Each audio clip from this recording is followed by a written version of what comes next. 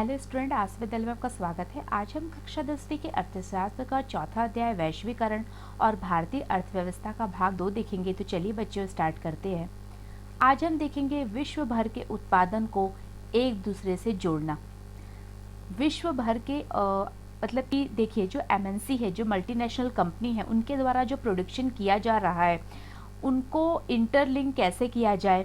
यानी कि जो एमएनसी के द्वारा जो प्रोडक्शन होता है, जैसे कि आपने पिछले ही लेक्चर में देखा कि कैसे उसका रिसर्च जो होता है, एक कोई भी प्रोडक्ट है उसका प्रोडक्शन के लिए उसका रिसर्च हो रहा है वो यूएसए में, उसके बाद उसके जो कंपोनेंट जो उसके पुर्जे हैं वो बन रहे हैं चाइना में, मैन्युफैक्चरिंग हो रही है चाइना में, इसके बाद जो होता है उसकी असेंबल वो हो रहा है यूरोप में, और भारत जो होता है, भारत में आके जो होता है उसके लिए कॉल सेंटर उपलब्ध कराए जा रहे हैं। तो इस प्रकार से बहुत सारे चरणों में होते हुए जो एमएनसी का जो है प्रोडक्शन होता है, तो वो किस तरीके से उसको इंटरलिंक, विश्व भर के उत्पादन को किस तरीके से एक दूसरे के साथ जोड़ना है, सारी चीज़ों को आज हम इस लेक्चर में डिस्कस करेंगे।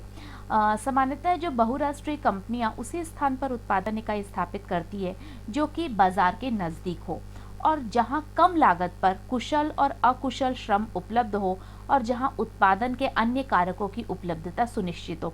तो जो एमएनसी होती है वो वहीं पर अपना प्रोडक्शन यूनिट जो है स्थापित करती है, जिससे कि जो कि मार्केट के पास होते हैं और वहाँ पे बहुत कम कॉस्ट लगे, और इसके साथ साथ जो होता है आसानी से लेबर उपलब्ध हो जाए, और उत्पादन के अन्य कारक जो भी इम्पॉर्टेंट चीज़ें हैं वो सारी चीज़ें उनको ईजिली अवेलेबल हो जाए। साथ ही बहुराष्ट्रीय कंपनियां सरकारी नीतियों पर भी नज़र रखती है जो उनके हितों का देखभाल करती है। आप बाद में इस अध्याय में सरकारी नीतियों के बारे में और अध्ययन करेंगे, तो इसके बारे में हम बाद में डिस्कस करेंगे बच्चों। इन परिस्थितियों को सुनिश्चित करने के बाद ही बहुराष्ट्रीय कंपनियां उत्पादन के लिए कार्यालय और कारखानों की स्थापना करती है। जब ये सारी परिस्थितियां उनके अनुकूल होती है, तभी कोई भी एमएनसी जो है वो प्रोडक्शन के लिए कार्यालय, मतलब अपना कोई ऑफिस या फिर अपनी फैक्ट्री को वहां स्थापित करती है।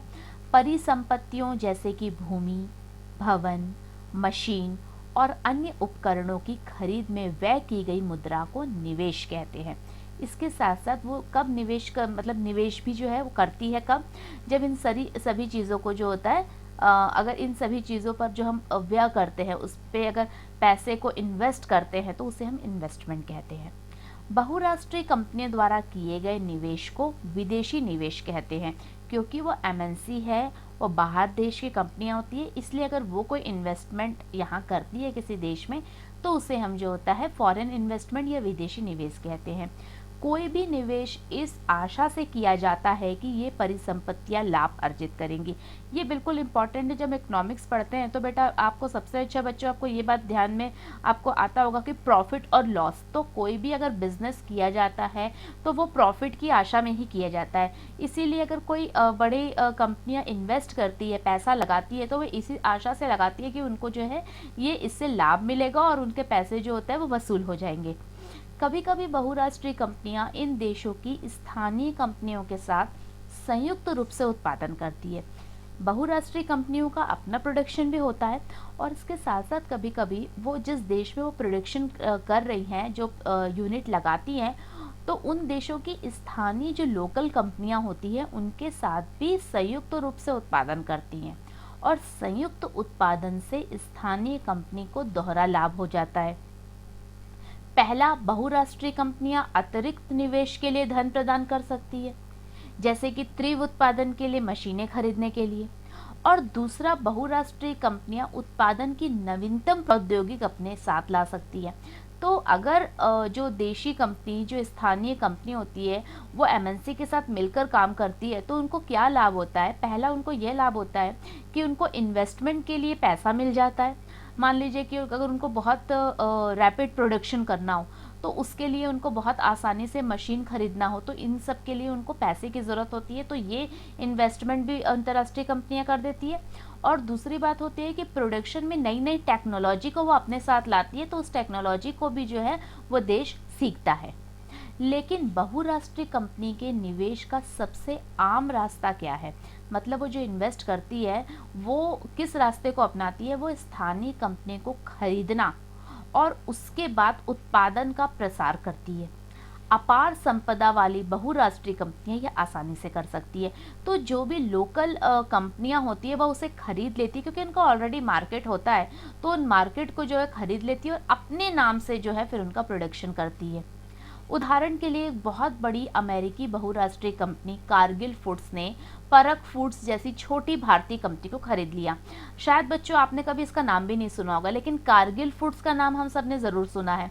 तो परक फूड्स ने भारत के विभिन्न भागों में एक बड़ा विपणन तंत्र तैयार किया था, और जहां उसके ब्रांड काफ़ी प्रसिद्ध थे, उसने मतलब उसके ब्रांड था, उसकी मार्केटिंग हो चुकी थी, और एक बहुत बड़ा हिस्सा जो था वो मुख्य रूप से जो है परख फूड्स के लिए भारत में जाना जाता था।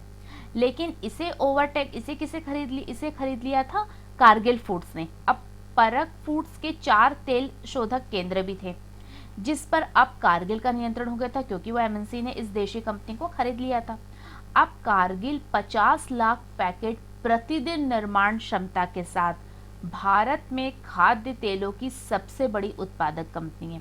तो देखिए कि इन्होंने किस तरीके से स्थानीय कंपनी को अपने अंदर ले लिया, मतलब उनको खरीद लिया, और उसके बाद जो उनके जो भी जगह थे जहाँ पे उनका ब्रांड था उसको यूज़ करके, और अब जो है सबसे बड़ी प्रॉफिटेबल कंपनी भी है बन गई। वास्तव में कई शीर्ष बहुराष्ट्रीय कंपनियों की संपत्ति विकासशील देशों की सरकारों के संपूर्ण बजट से भी अधिक है। तो अगर हम एक डेवलपिंग कंट्री की बात करते हैं, जैसे भारत भी एक डेवलपिंग कंट्री है, तो इसकी सरकार, हमारी सरकार के जो पूरे बजट होती है उससे भी ज़्यादा जो है इनके पास संपत्ति होती है। मतलब आप अंदाज़ा लगा लो इनके पास कितना पैसा होता है। और ऐसी अपार संपत्ति वाली बहुराष्ट्रीय कंपनियों की शक्ति और प्रभाव पर अगर हम विचार करें तो इनके पास बहुत ज़्यादा पावर होता है और इनका बहुत ज़्यादा प्रभाव होता है। बहुराष्ट्रीय कंपनियां एक अन्य तरीके से उत्पादन नियंत्रित करती है। विकसित देशों की बहुराष्ट्रीय कंपनियां छोटे उत्पादकों को उत्पादन का ऑर्डर देती है। देखो किस तरीके से वो जो है उत्पादन को नियंत्रित करती है, जो प्रोडक्शन होता है उस पर किस प्रकार से कंट्रोल करती है, कि जो विकसित देशों की, मतलब जो डेवलप कंट्री है और उनकी जो एमएनसी होती है, वो छोटे उत्पादकों को उत्पादन का ऑर्डर देती है। और जैसे वस्त्र, जूते, चप्पल और खेल के समान ऐसे उद्योग हैं जहां विश्व भर में बड़ी संख्या में छोटे उत्पादकों द्वारा उत्पादन किया जाता है और बहुराष्ट्रीय कंपनी को इन उत्पादों की आपूर्ति की जाती है। तो वो डायरेक्ट उसका प्रोडक्शन नहीं कर रही है, जो छोटे छोटे उत्पादक होते हैं वो उसका प्रोडक्शन करते हैं और बाद में जो होता है वो हैंडओवर कर देते हैं एमएनसी को, अपने सारे प्रोडक्ट को, फिर उन्हें अपने ब्रांड नाम से ग्राहकों को बेचती है। इसलिए बच्चों एक चीज़ ये भी याद रखना कि ऐसा नहीं होता है कि जो सारी चीज़ें एमएनसी के नाम से अगर वो बिक रही है, किसी भी बड़ी कंपनी के नाम से बिक रही है, तो वही उसका प्रोडक्शन कर रही है, ऐसा भी नहीं है। उसका कई बार उसका प्रोडक्शन छोटे छोटे स्केल पर किया जाता है और उसका ब्रांड नेम को यूज़ किया जाता है और फिर जो है वो कस्टमर को, जो कंज्यूमर होते हैं, उनको बेचा जाता है। इन बड़ी कंपनियों में दूरस्थ उत्पादकों के मूल्य, गुणवत्ता, आपूर्ति और श्रम शर्तों का निर्धारण करने की प्रचंड क्षमता होती है। तो उनके पास ये क्षमता है, इस वजह से वो ऐसा कर सकती हैं। इस प्रकार हम देखते हैं कि बहुराष्ट्रीय कंपनियां कई तरह से अपने उत्पादन कार्य का प्रसार कर रही है और विश्व के कई देशों की स्थानीय कंपनियों के साथ पारस्परिक संबंध स्थापित कर रही है। तो वो अपना भी प्रोडक्शन करती है, अपना भी प्रसार कर रही है, इसके साथ साथ वर्ल्ड के जो भी देश हैं और वहाँ की जो लोकल कंपनी, जो स्थानीय कंपनियाँ होती है, उनके साथ भी रिलेशन डेवलप कर रही है और या तो वो उनके साथ मिलकर प्रोडक्शन कर रही है या फिर वो कभी कभी उनको खरीद करके है अपना जो होता है वो प्रोडक्शन करती हैं।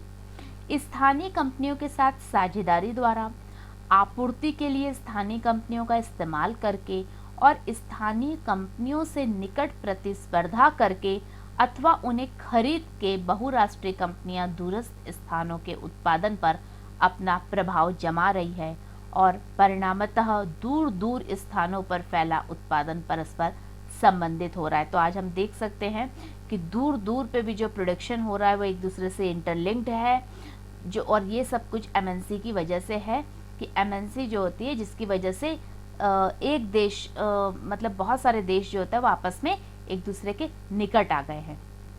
लुधियाना के एक घर में एक बड़ी बहुराष्ट्रीय कंपनी के लिए फुटबॉल निर्माण का चित्र। तो आप देखिए एक एमएनसी के लिए लुधियाना के एक छोटे से घर में जो है वो प्रोडक्शन हो रहा है, उसका निर्माण हो रहा है, प्रोडक्ट बन रहा है। भारतीय मजदूरों द्वारा निर्मित कारें बहुराष्ट्रीय कंपनियों द्वारा विदेशों में बिक्री के लिए जो है लादी जा रही हैं। मतलब ये बन रही हैं यहाँ, लेकिन उनकी ब्रांडिंग जो है वो एमएनसी के द्वारा है, उनके नाम से उन्हें बेचा जा रहा है।